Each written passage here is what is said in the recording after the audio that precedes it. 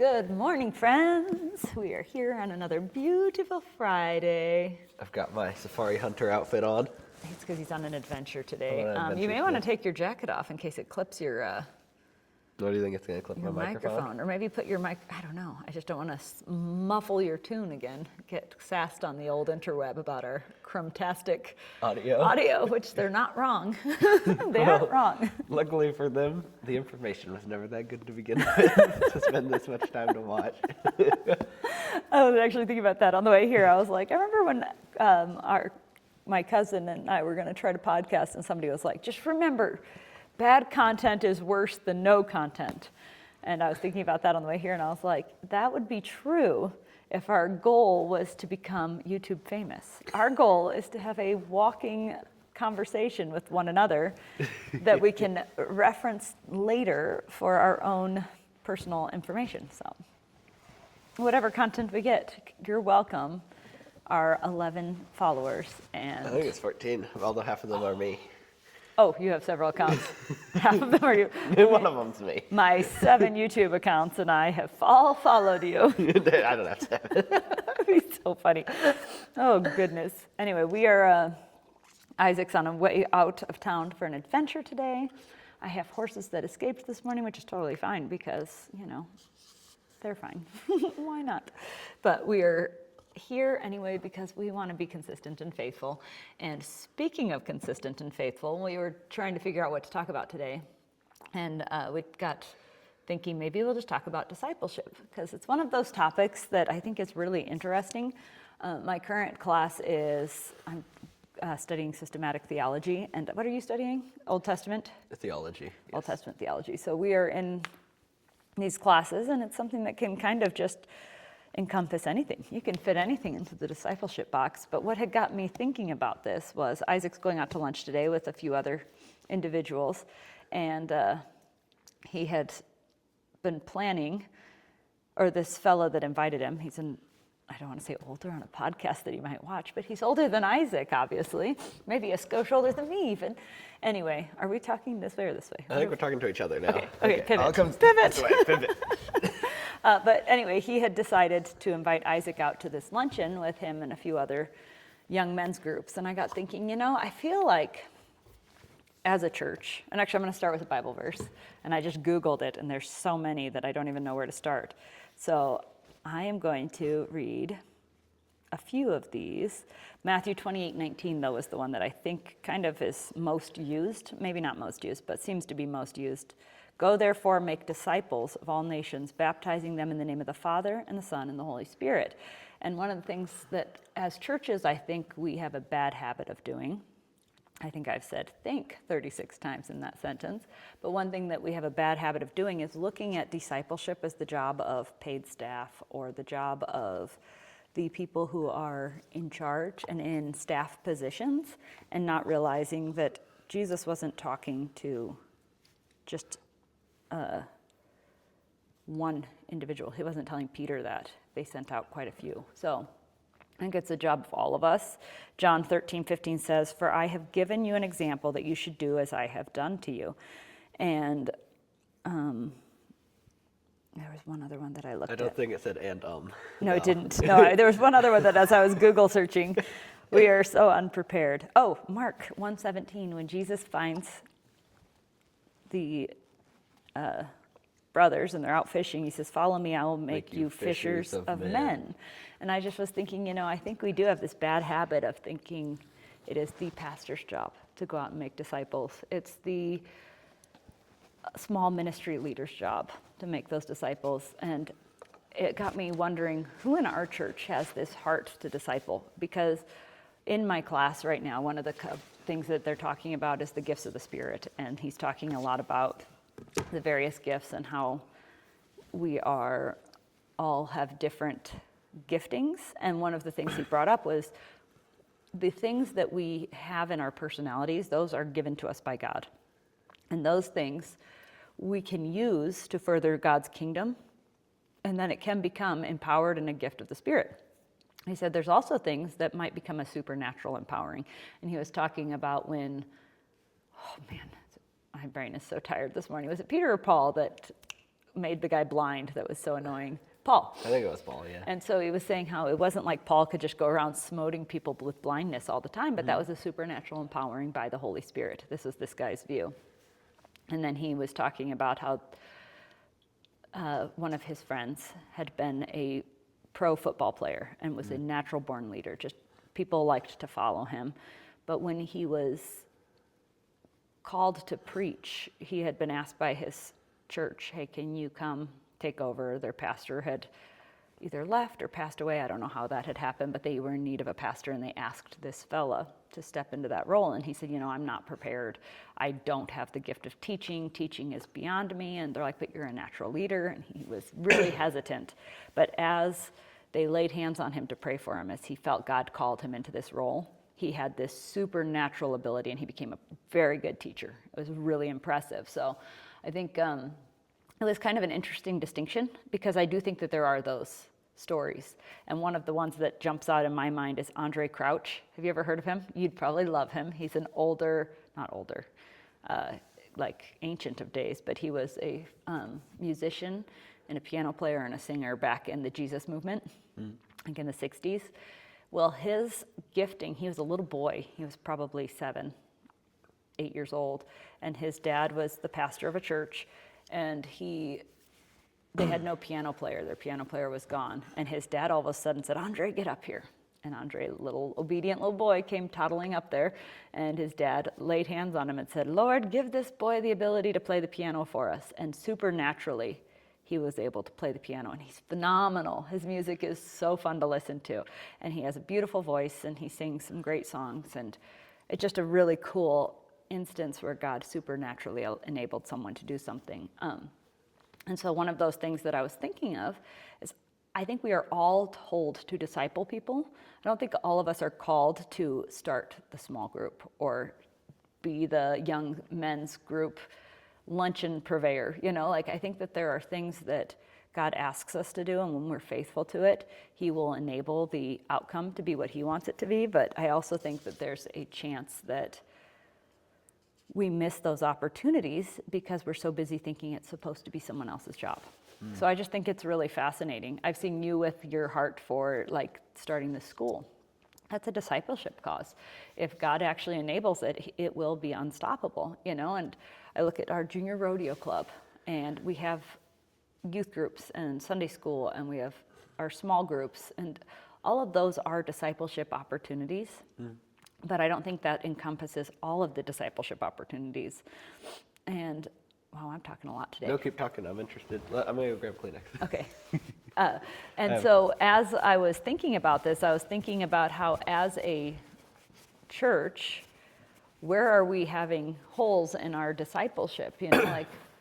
Sorry, poor Isaac has extremely terrible allergies, terrible allergies. He's allergic to anything that blooms, and we are in the heart of spring / summer when everything is doing its best to try and kill him. I'm really curious if you can hear that. He's trying to cover his microphone. Anyway, so as we are, you should have brought the whole box there, buddy. Probably. But as I was thinking about that, I was just kind of on my heart and my mind, where is it that we as individuals, and then we as a church locally, and then just church globally, there's so many people out there, and I really admire the people that are called to intentional discipleship. I think it's such a powerful thing, and I think that it's something that when we do foster that growth. So I kind of want to just talk on that. What do you see scripturally and just experientially as intentional, important discipleship opportunities? Have you thought of any that you've seen and you're like, oh, I totally missed that one? Those are the things I'm curious about. So, all right. Well, yeah, you're actually bringing a lot of ideas into my head, because I haven't been thinking about discipleship necessarily, but you're bringing things into discipleship that I have been thinking about, that I hadn't pieced together yet. I've thought about other things of discipleship, but one of the things that I was thinking about recently is a movement from the late 18 and early 1900s called muscular Christianity. Have you ever heard of this movement? I don't think anyone's ever heard of this movement. Well, Teddy Roosevelt was a massive advocate of it. That's how I heard of it originally. And if you've ever heard of the YMCA, obviously we've had a membership there. What that means is actually a Young Men's Christian Association. Right. It was an athletic association for young Christian men originally. That was its goal. And what the original movement is, and I'm still actually looking into it. I've just barely started looking into it, but it is kind of interesting to me. Yeah. But its goal was to bring basically manly vigor to young Christian men.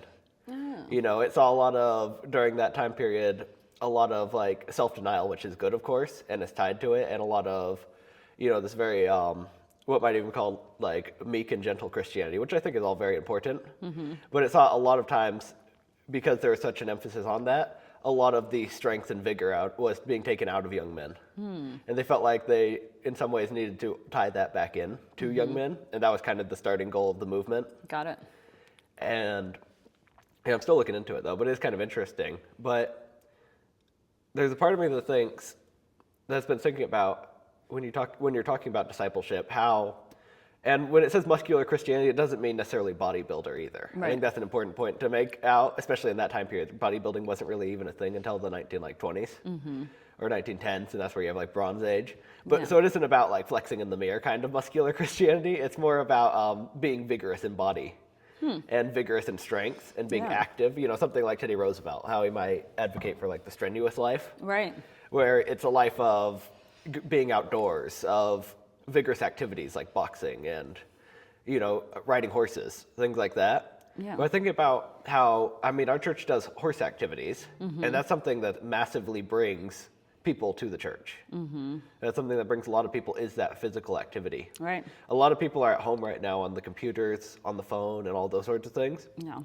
And I think that leads a lot of people to a very sedentary lifestyle, and I think that is kind of unfortunate.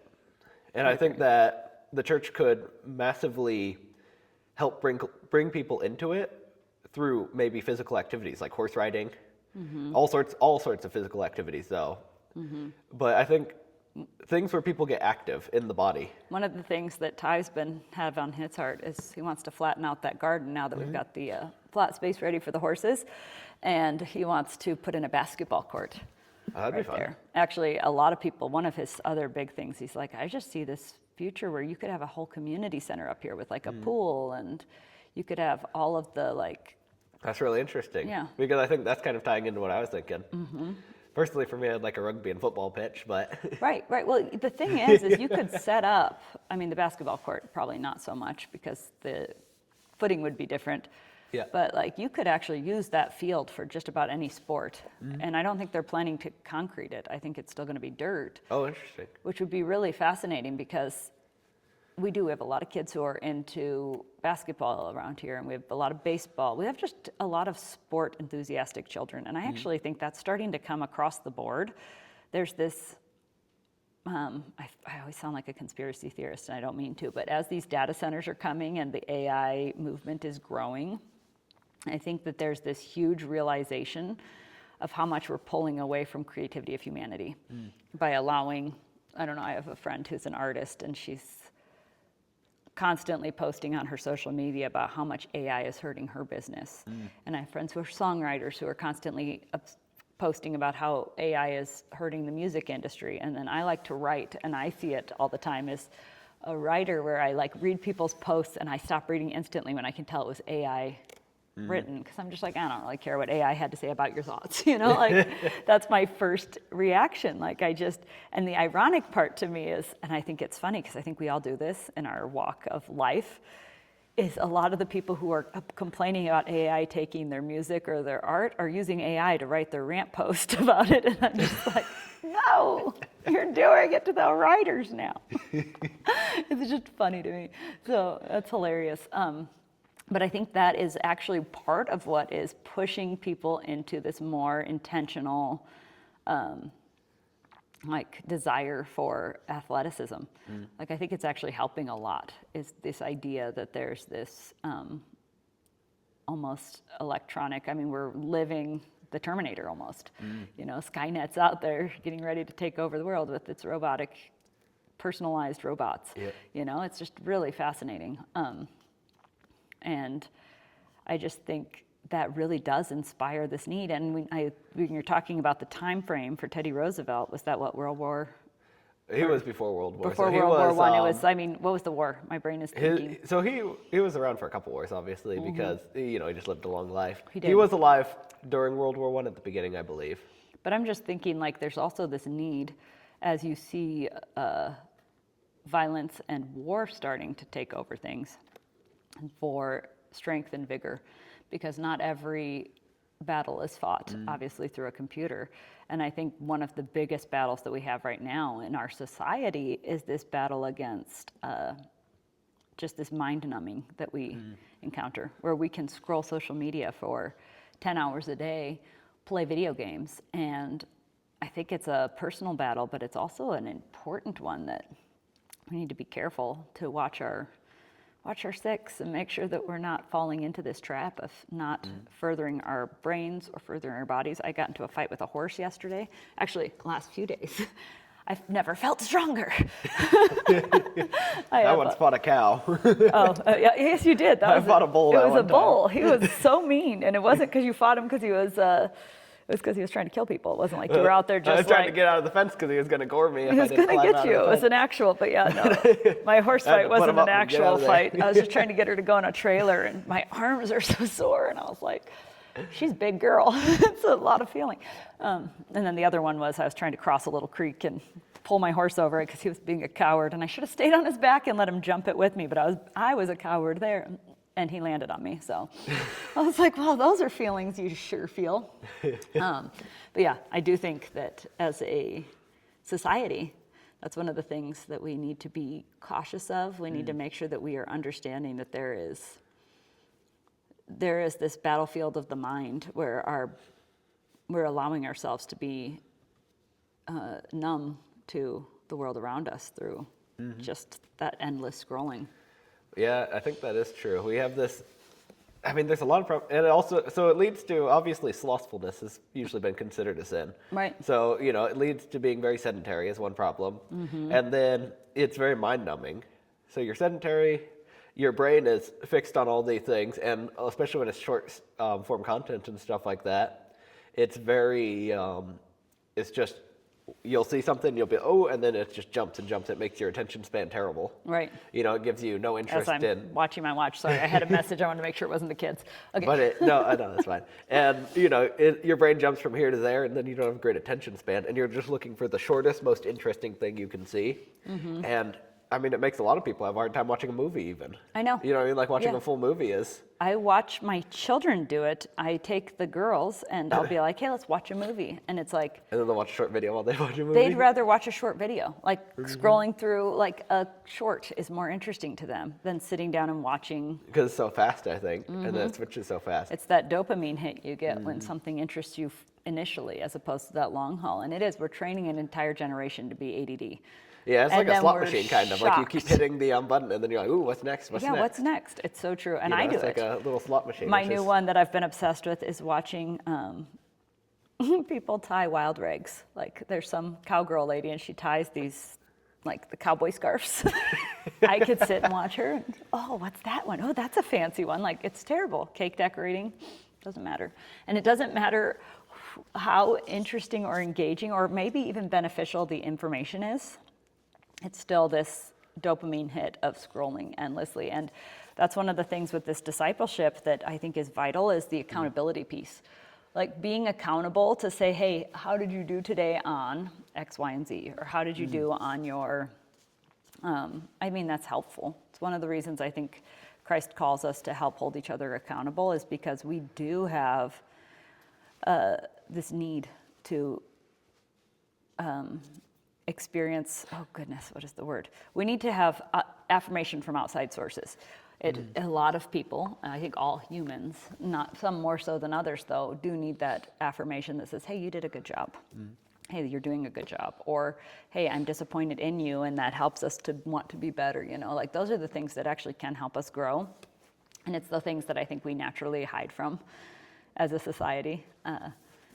But it is interesting. I don't know. But looking around at the stuff that's going on in the world, I mean, full disclosure, if we are recording on May 20-somethings of 2026. So, if 30 years down the road somebody's watching this, that's where we're at. And, we're in the middle of a war with Iran. We're just always fighting. We're always fighting. And it's just, you look at that and you think, we're so far removed from it, but we're not. We're feeling the pressure of it every day anyway. And it's just interesting. It's interesting when you think about it. So I think that there's a time.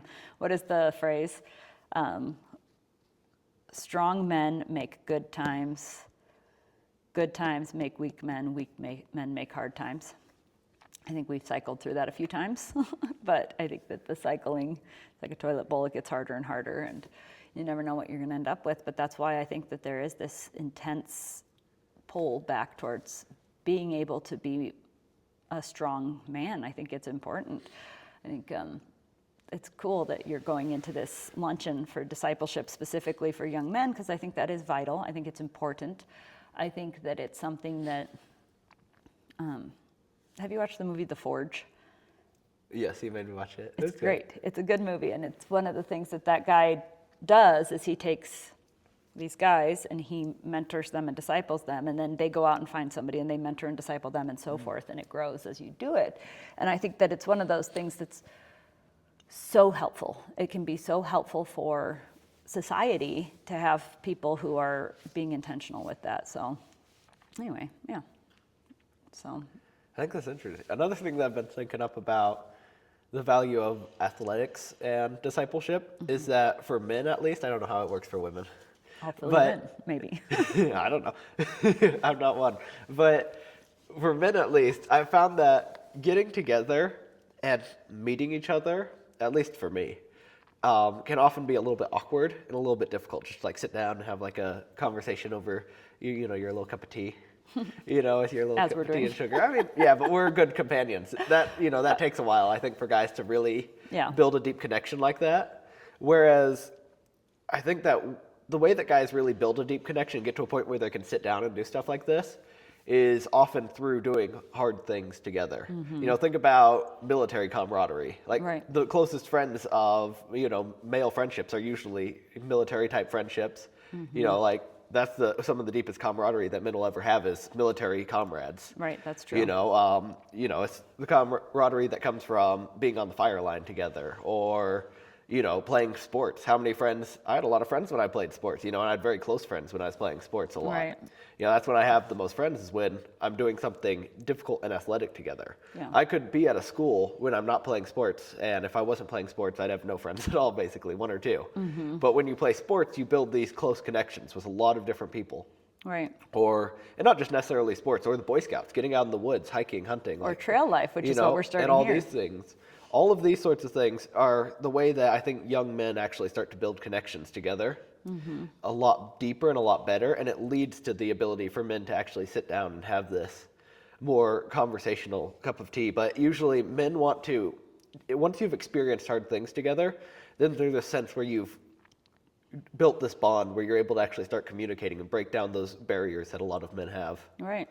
That's interesting. No, I agree with you. That is not a woman issue. Mm-hmm. Women tend to bond well over the cup of tea, which would then carry them through those trials. Yeah, that's probably actually really true. It's probably the opposite, isn't it? It's pretty much the opposite. Doing hard stuff with women together, do you think that would almost make it worse? I think that they would all try to, it would make it harder to accomplish. I think that, and I'm speaking from a woman's perspective, but obviously I'm not speaking for all women, because women I'm speaking for all men. Because we have different personalities. But I could see that if I were to go with some of my closest friends right now, and I'm thinking maybe our group that's in the co-op together, we've built that relationship.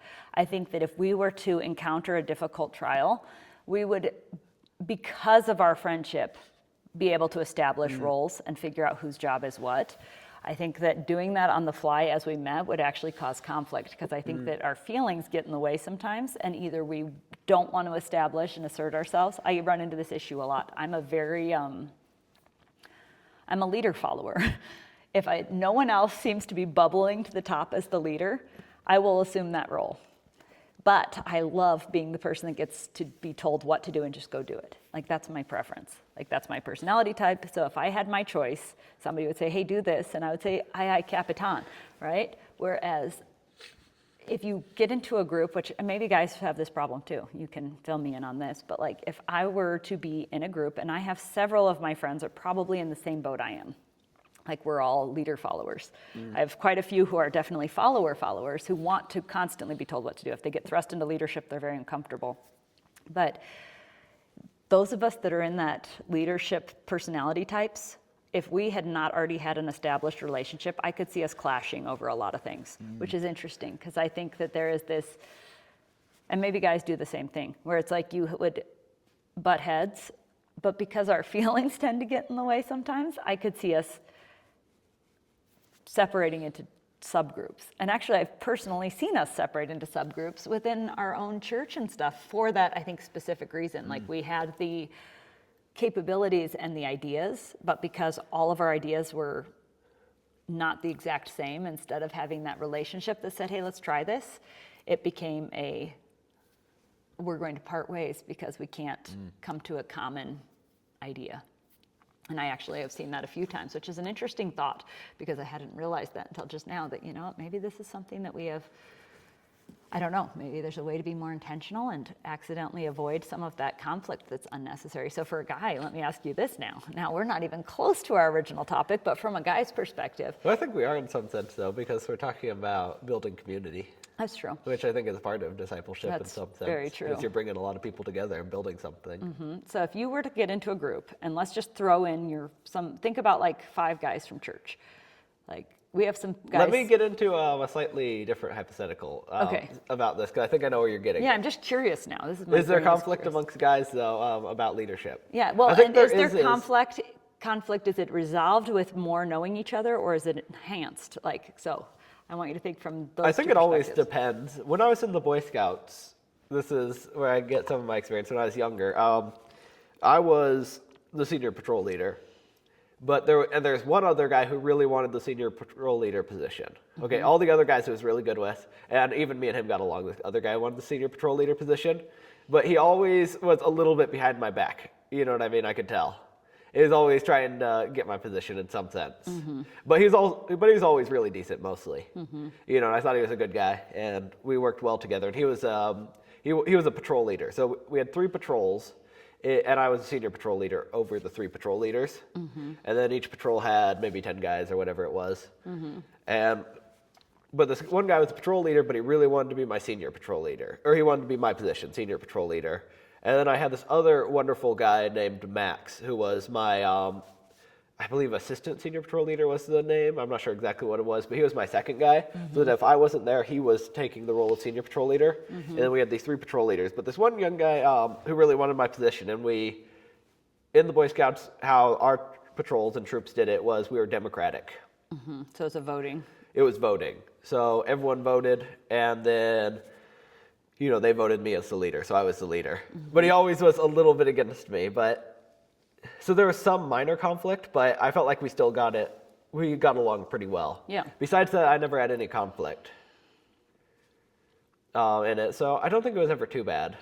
Of course, there was decent enough systems, though, in the Boy Scouts when we were coming together and setting these things up. So I think it can help when you're when you already have a systematic sort of hierarchy already installed in bringing together and solving these conflicts when they exist. So if there was no already prepared hierarchy, I wonder how that would have gone. That's interesting, because one of the things that has been jumping into my mind about those conflicts is when we've had issues in our church where the leadership tries to usurp the leadership. Yeah. Right? Like, that's an issue. And our church specifically has its bylaws, but they were very they kind of even playing field everybody. On the elder board, there wasn't this hierarchy of one pastor in charge. It required the elders to be faithful and good stewards and have that respect component. And it was on them. So that's interesting because it's a similar thought. Like, you get this person who wants the position of leadership that somebody else has. And if there isn't something in place that says, if you're not willing to follow the guidelines of this, then you would be out, right? Like I imagine if he was being too underhanded, he would have been demoted, Yeah. right, with the leadership. Yeah, there was ways, but he was never that bad. No, but I'm just thinking in my head, like it's the whole theory, tall fences make good neighbors. Having those structures and those boundaries pre-organized. And if you think about it from a perspective of, say, the military or the Boy Scouts or trail life, which I don't know much about, but it's like Boy Scouts, and that's what we're bringing to our church. Have they talked to you about that? Not yet. They're really excited. They want you in it. Yeah, I'd like to be part of it. Side note, completely, but to you, they actually have a transfer program where you can actually transfer your Boy Scout record to them. Oh, interesting. And I think even as an adult, because Isaac was what's the one before, what level were you? I can't remember. It was the one before Eagle Scout, but his Eagle Scout year was COVID year and they closed everything down. Yeah. And so they actually have a way that as an adult you can go back and complete your tasks. So you can actually get that final component, which in trail life it's called something else anyway. Total side note, but if you're interested in trail life, look it up. It's kind of cool. But yeah, so the idea and that there's these structures already in place really help. I was watching Jag last night because Jag's fantastic, and the storyline was this commander had stolen the Declaration of Independence, and he had his little army of usurpiants they were doing it on purpose because they were trying to show the holes within the government is what his goal was. But he had one of the people that he had working with him who said to him, well, why don't we just go take over? The country loves you right now. We could knock this out quickly. Like we could get rid of those people. I'm going to check and see if this is Yeah, the you're guy good. who's meeting me today. You're good. So he... Oh, it's my wife. Oh, perfect. Well, she's precious too. So anyway, he said to the guy, that is not our purpose. That is not why we did this. And the guy just instantly said, well, sir, yes, sir. It wasn't like he jumped back in and was like, oh, now I need to go usurp this. It was this idea of like authority is recognized and respected based on authority. Yep. And it's just an interesting thought. And I do think we've veered a little bit off course, but that's okay because this is all about us. But no, it's just fascinating because when you really think about it, we as a church, we have that idea, right, of the authority that's established, and it's all under Christ. And then, you have the apostolic authority that comes from the scripture, and I think that's extremely important. And when we align things up properly in that way, when somebody comes in and is trying to usurp that or trying to undermine that authority, I think that it becomes quite simple to just sort of walk and say, hey, listen, I just don't think that's correct. And I think there is a pre-established authority within, I think, the church, capital C church overall, where I think that we as a body can sit back and say, hey, I don't have to agree with you on these items. It's okay, but it doesn't diminish your goodness and what God actually is going to use you for. So I think that's kind of cool. All right, now I've really sidebarred. You were talking about athleticism and guys being able to bond under duress. Oh, yeah. Yeah, I don't know if I had more to say on it, but I think let me have a second just to think about what I want to talk about here, about that.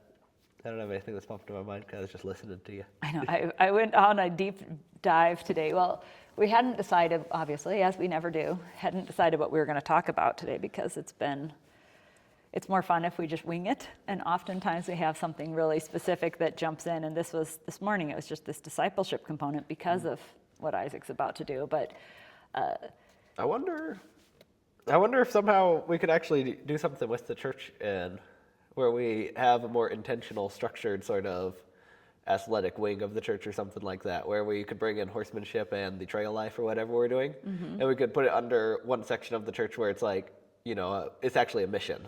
Like, it's not just like something that we do randomly here and there, but we have like an athletic mission in some sense in the church. that would be kind of cool. Where we have all these discipleship activities where we could actually, in some ways, I don't know if you'd call it advertising, but, advertise out to the community that we have all these athletic activities. And just to bring people into that, even if they aren't ready to come into the church, we just be like, look, we have all this athletic stuff in the church, and that could naturally bring people into the church. Right. Well, and where it's not necessarily just part of the church. Yeah. But it's like, look at all this, and we have obviously Buckaroo Bible Camp. That's one of our biggest and outreaches. That's one of our biggest outreaches. But I think, and that could be a part of all that too, but it could be all like part of one coherent mission. instead of being fragmented little pieces, Right. it could be a more structured sort of. No, that's the reason we put in that arena, was because our biggest outreach is those external components where we're bringing people in for the. And most of them are active, they're. They're actually 99% active. Yep. It's a lot of the things that we get out and do over the summer. I don't know, it kind of begs that question, like when you think about church outreach, because discipleship is different than outreach. Those are two very, very different things. So then it begs the question, like, so if we are doing that, so like I consider Junior Rodeo Club an outreach. We Yep. are reaching out to the community, bringing people in who may never grace a church doorstep, and yet there we are, and we always start with prayer, we start with the Bible verse, we talk about Christ, and we show the love of God through our hands-on activity. I think it's one of the things that at least our goal is, the people who are helping with it. We all want to make sure that anyone who comes in, even if they take away nothing else, these kids take away this idea that, hey, these adults care, and they care enough to spend their Fridays with me, helping me learn to ride a horse. That's the mission and the heart behind it, is we just want people to actually see that and to feel the love of Jesus, because was it Francis Assisi who used to say, preach the gospel at all times, and if necessary, use words? Was that Francis Assisi? I don't know, so. I think it is. Anyway, I just always thought that that's such a good statement. And that was like a painting that hung on my grandparents' wall for my entire life. It was like, preach the gospel at all times. If necessary, use words. And as a child, it made no sense to me. Like, I thought, what on earth are they talking about? How do you preach without words? But I think that's kind of a huge component to this athleticism idea, is that we care enough about the community to create a safe space. And I think that was probably the heart behind the YMCA movement at first. It was probably the heart behind a lot of this, is that there is this need for, and I hate that the society has taken safe space and turned it into something stupid. Like, I think a safe space is not a danger-free zone. Yep. I think that riding horses is a very dangerous sport. Playing football or rugby or basketball, I mean, you can get hurt doing athletic things. But I think that there is this component, like my 5-year-old climbed a tree at school and fell and scraped his side. I mean, it's not a big tree, but he fell and scraped his side, and the teachers were like, I can't believe that happened, I feel terrible. And I'm like, if he had been so sedentary and bubble wrapped that he hadn't had the opportunity to climb the tree, I think I'd have been more disappointed. Like, I like that he actually had that opportunity to get into a situation where all he did was scrape his side. He learned something valuable, and he still climbs the tree. To this day, they have a hard time keeping him out of that tree, So like, there's this component where I think we as a society, first of all, because we're terrified of getting sued, I think that's a huge piece of it. But I think that we're afraid to allow people to do hard things. I find myself doing it with, when I have people ride the horses, I find myself overly helping, like, here, I'll walk you, when they're probably ready to be on their own. And it's because you have this worry that what if something goes wrong? What if something happens? For me, I think it's more of I don't want them to have a bad experience and be too afraid to keep going. I think the continuing to work and to try is really important, and I think that there's ways that we can do that safely. But at the same time, I also know that that's a fault for me, and so I have to let go of those reins, literally, and let them try to ride on their own. And they always surprise me. My horses and the kids always surprise me. So it's one of those things I think we can, as in the discipleship realm, I think there's also that piece where we tend to hold on to stuff. So I'm the worship leader at our church. And when I'm traveling, one of the hardest things for me was to let go of the reins and let somebody else lead. It's hard for me to say, can you take over? There's a few people that I knew could do it because they've done it before, but I always have a hard time saying, hey, and it's because I worry that if it goes poorly, they will have a bad experience and not be able to want to do it again. And there have been times it's gone mighty poorly because technology sometimes fails you and you aren't prepared for it, or things can go wrong. It's happened to people here at our church. I mean, I remember one time I was out of town and the gal that covered for me had not done the midweek practice because it was just like her and her father-in-law, and it was like going to be a group that wasn't going to come up for midweek practice, so they just showed up on Tuesday. Well, the songs weren't in the right key because we hadn't practiced them, like all those little steps that we work out in the midweek practice hadn't gotten done. And I mean, she was totally fine. She's a tough cookie. But at the same time, I'm like, man, that could have been awful. Anyway, so radio buzzing. Anyway, I don't know. It's just an interesting thought. So, yeah, fascinating side conversations about just the world in general and ways that. So let's wrap it back to discipleship before we wrap it up, because I would like to finish where we started. Do you have anything, like, I want you to think about, like, I've watched you out there with, so Isaac has a 3-year-old, and then I have twins that are 5, and I've watched him out there, like, with those boys working on rugby, and they're out there, like, with the rugby ball practicing, and I know it's something on your heart, and I don't think 3 to 5-year-olds is the age demographic that your heart is called to work with, but you're working with who's available, right? Yeah. But when I think about that, and I think about your heart on this athleticism, and I look at the people in our church who are coaching the softballs and the baseball teams and all that stuff, and we do have a lot of that. It makes me wonder ways that you think you could put into practice this over the summer while the kids are looking for things to do. Like, I don't know, there's just so many ways that we as a church could be applying ourselves to do better. Yep. And do a better job of, like, saying, hey, where can we step up? Where can we step up and help reach the community, and what would that look like? And so I think that's a conversation that would be worth having, like, if that's on your heart. Like, could we set up a Sunday afternoon or Saturday morning, or whatever it would end up being, where you invited the kids and you said, okay, we're going to learn the rules of rugby, and this is something we're going to learn, and you guys are going to be able to play. I mean, we have a lot of rugby players in Idaho. There's a surprisingly decent women's rugby team in Boise. The boys' teams aren't as good. I don't know why. I think maybe they would win against the women. Oh no, they'd beat the women. I'm just saying they're not as good comparatively. Comparatively, we have a lot of women who go on scholarship to all these colleges because of the female rugby clubs. And it's one of the things that I think we could, I don't know, you were on the rugby team in Boise. I almost think you could put together a youth rugby club up here and compete against those kids. Yeah, that'd be fun. I don't know if I have all the skill though in the laws. I know the rules mostly, but I bet your old coaches would help you. I bet especially if I could get some old coaches or at least guest coaches every once in a while to come help me out in teaching. Yeah, it'd be kind of cool. But I'm just thinking, like, if you set that up, because we host the Junior Rodeo Club on Fridays, if you were to say, hey guys, I want to host a athletic sports club, you know what I mean? Or, I don't know, I just could see it growing. There's a lot of kids out there who are interested. And one of the gals that we're friends with, she has this heart to start a junior cheer club. It's interesting that this is all overlapping, I feel I feel like it would make sense though if it was all in one, and there's distinct branches in there, but if it was all one mission. I agree. Instead of being a bunch of missions that are disconnected, if it could somehow be one larger mission, which has one bigger goal. Yeah, let me look up something real quick. No, you keep talking. I'll look. You talk. Yeah. Like, what would that mission be is what I want to know. That's what I'm trying to figure out. How could we start tying all of that together? I almost feel like I need a piece of paper and a pencil. We're going to start. Hold on. This is not going to be the most interesting podcast for everyone else, but it will be interesting to us. Oh, that's funny.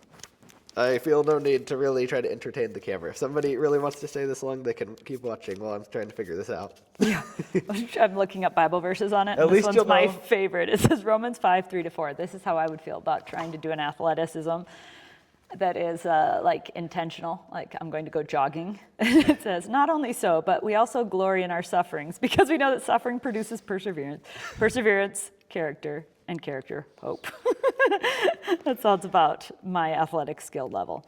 There's 1 Timothy 4:8. For physical training is of some value, but godliness has value for all things, holding promise for both the present life and the life to come. And that would actually be a really good mission verse, 1 Timothy 4:8, because that would be an opportunity to set your standard for your mission, right? Like, so our mission is godliness and then athleticism, right? So you're putting your proper order. So your goal would be to instill in these kiddos or these adults or whoever you're working with, it would be to instill in them this core understanding of Christ and godliness, but most of that is done through emulating it yourself, showing them what that looks like. And then the secondary would be, your goal would be obviously this athletic component. I think that would be a really cool one. So those are things that in my mind you could easily do. So write that down. What was that verse I just told you? 1 Timothy 4:8. I think that'd be a really cool verse to use as your jumping point for it. And I think that you need to present this to the elders as like this idea of, I would like to put together something. The junior rodeo club could fall underneath it. The different, like if Jamie decided to start the cheer camp, or if a Buckaroo would even fall under it, although Buckaroo is kind of its own thing. But you know what I mean? Like you could have a lot of these components fall underneath that, and you could actually say, this is an opportunity, because if you think about it, these kids, they show up from all over. And you know, I've noticed one of the things that our church's goal is never to bring the bodies to our church. It's to bring people to Christ. And I've always appreciated that. Like I love when people come to our church, because there is something really cool. The more people you have there, the more you have, the more you can grow, because iron sharpens iron.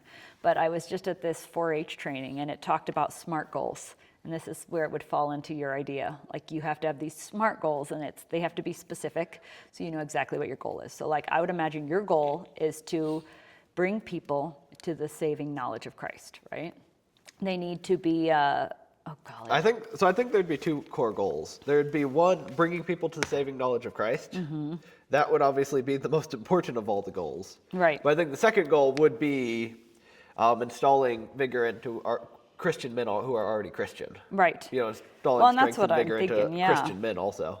So they need to be specific. So your specific goal, like obviously the overarching goal, that's what I'm thinking. Your overarching goal of this group within the church would be helping people understand the saving knowledge of God. Yep. But your specific goal is going to be and installing Christian morality into young men also. And then it's measurable. How will you make sure that this is a goal that you can have progress in? Well, I would think this would be a measurable goal, because your measure would be, are people actually coming? Yeah. Are people actually growing? Are those people that are coming starting to engage in a outside, or maybe they're starting to come to church or going to a church, you know, like they're starting to actually actively seek out that faith building relationships. And then is it achievable? Is this a realistic goal? Now, honestly, there is that component where the age group that you're probably after, which my guess is what, 10 to 15? It would probably be like 10 to 20. Yeah, so like, or maybe even like 12 to 20. Yeah, so that age group is you're running into the fact that they're getting their first jobs. Yeah. They're getting their first cars. They're probably pretty busy, you know? So like you're gonna have to run into those time constraints and build around that. So, you know, you're gonna have this, is it achievable, realistic? Yes, I think it is. Mm-hmm. I think it's achievable. I think that it is, as all things, a slow growth curve. I think that you would need helpers. I think that Ty would be a great helper. The guy's one of the more athletic humans we know, you know? So like, and if you were to build it where you say, okay, I want to start with rugby, or maybe you start with basketball. That might not be your forte. I'm not skilled at basketball, but yeah. That's Ty's forte. You know what I mean? So then you have that helper that's built in. Or you rotate. You say, okay, we're going to do rugby for 6 weeks, and then we're going to do basketball for 6 weeks. Or you know, it could even be camping and hiking or whatever. Or camping, hiking. Well, I think that's a large component of trail life too. Yeah. Which is kind of cool that it's actually starting. I wonder if we could actually... They're starting that in the fall. So that's why I wonder if we could start bringing people out camping before that, though. Oh, yeah, totally. You know what I mean? Like, it doesn't mean that we necessarily have to not get into outdoorsy stuff. You need to talk to Dan and Simon and see if they want to just sort of, because that would help pique the interest. Athletics, I think outdoorsmanship with the trail life is going to be really good. Mm-hmm. Although I think we could even start that sooner if we wanted to, just not as the trail life, but just as people going out camping and hiking. Right. And then as that's next a big part of my skills. one, so we've got achievable. So bring people to Christ is my first goal. My second goal is instill vigor in Christian morality, maybe. So your overarching mission is bringing people to the saving knowledge of Christ. Your goal is through the vigor, etc., morality. Your measurable component is you'd be able to see this growth structure continue throughout.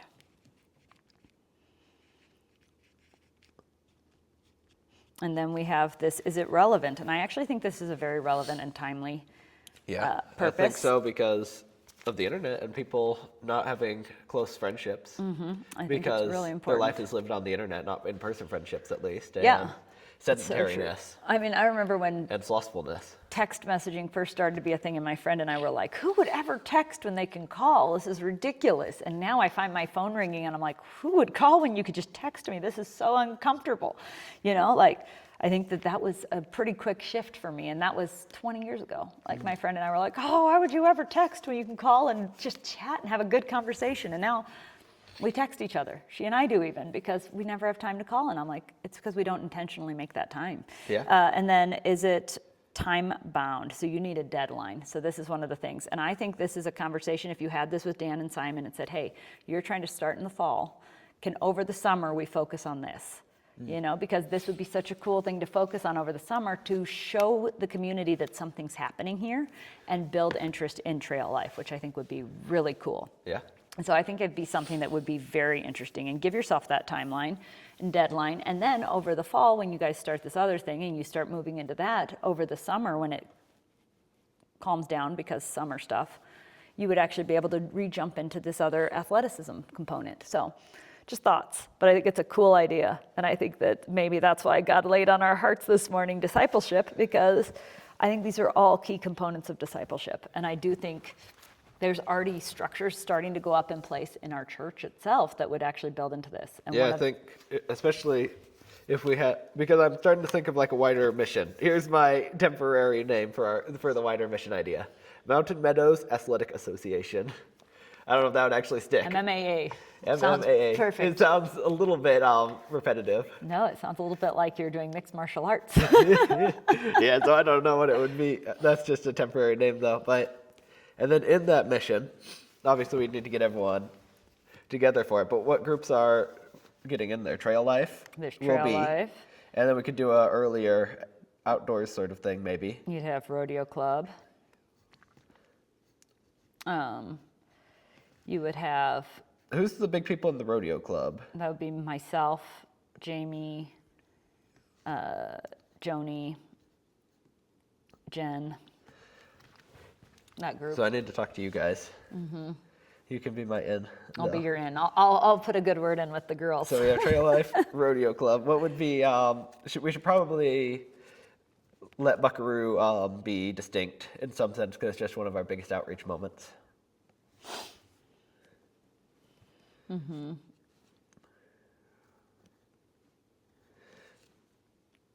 And then, what else do we have that we do here? I mean, we do Taekwondo. That's athletic, and that's... that is at the church. That is true. I wonder if we could orient that a little bit more. I'd have to talk to the Taekwondo guys, but I'll put that in the You can write it down as there. So there are components of it that are part of, like, obviously part of the church. The church lets us use their facility, which is huge and very great. But we are obviously also a part of a different group. And you know what's interesting? This is interesting. So all of these groups, like 4-H, Taekwondo is not part of this, Oh yeah, obviously. But 4-H is kind of a part of. But when you do it, 4-H refuses to be associated with anything religious. They, in fact, don't even allow you to you're not allowed to pray before your events or anything. Wow. They're kind of like, well, we're not allowed to allow that. It's kind of their... Crazy. I know, it's really fascinating. That didn't used to be the case. So there's this Working Ranch program that's happening, and it's been going on for a while, but it was, oh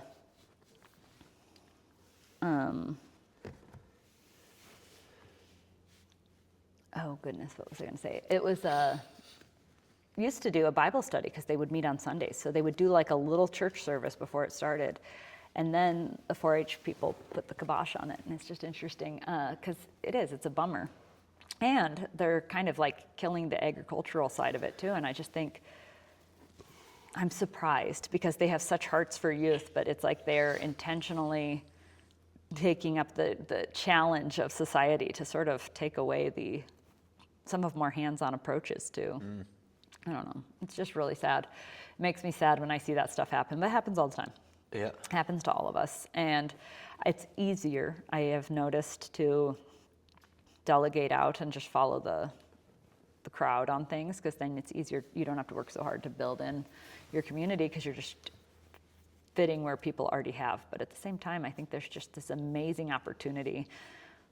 And I think over the summer, I know it'd be a big commitment for you, but if you had set up a time, and I am a huge proponent of, if you build it, they will come. Remember the Field of Dreams? And he's like, got the baseball idea, and he feels like, if you build it, they will come. And their farm's about to go under, and he builds the baseball field, and then all of a sudden, all these old dead players show up, and their ghosts play baseball, and all these people come to watch these old famous people play baseball. Anyway, it's a cute movie.